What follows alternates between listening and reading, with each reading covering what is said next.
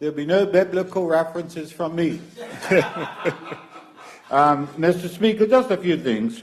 I did take note of the minister who presented this order, and let me first say thank you both to him and to the opposition for supporting this. But I noted in particular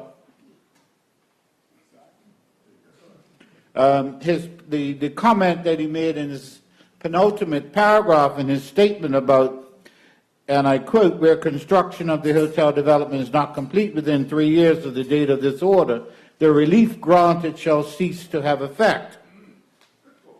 Mr. Speaker, I can assure the minister that he better plan on keeping this order in effect because construction has in fact already begun.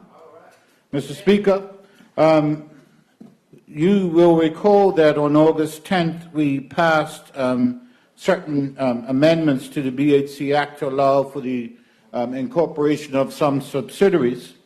Much to my chagrin, it came as late as it did, and obviously the irritation of other members of this House.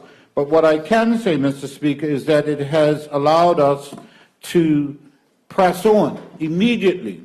And for those of us who occasionally travel on the South Shore Road, will notice that we now have about 7 of those buildings that look like the house of many colors, Mr. Speaker, because they're painted in beautiful pastel Bermuda colors as part of the process to get to launching this project.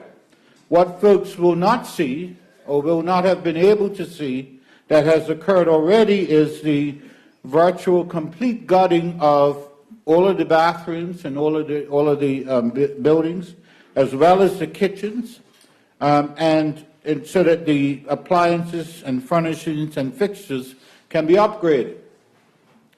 But in the spirit of frugalness, Mr. Speaker, in gutting those appliances and fittings and fixtures, we've repurposed them and are using them in not only other BHC projects, but also in the wider context of government.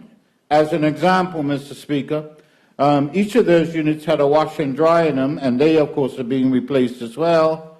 I can report that 2 of them, I believe 2 of each, were donated to the farm facility in St. George's that needed a replacement wash and dryer at no cost, no additional cost to the Bermudian taxpayer, as well as there's been some donation of similar appliances to the residential treatment center that also needed some appliances, Mr. Speaker. In addition to that, Mr. Speaker, a resident manager to oversee the renovations has been on site for the last 3 months, carrying out and supervising those works.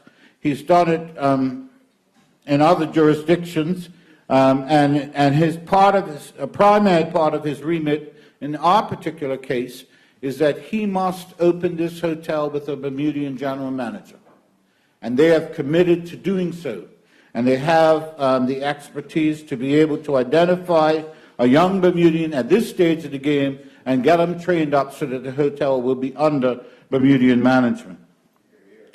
Mr. Speaker, I guess the question is, and it was asked at some point in some place, about how does this fit into the mandate of the Bermuda Housing Corporation to provide affordable housing to the people of this country.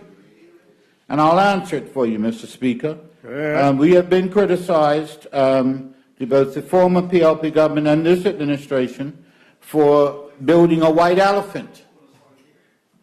Mr. Speaker, it's not quite as big a white elephant as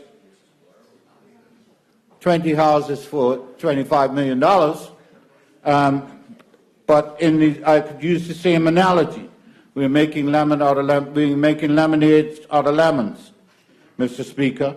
And the idea behind this exercise is so that the Bermuda Housing Corporation can recoup its investment in building Granite Launching in the first place and to utilize those funds to get out from under an indebtedness and allow them to refocus on their mandate to provide affordable housing for the people of this country.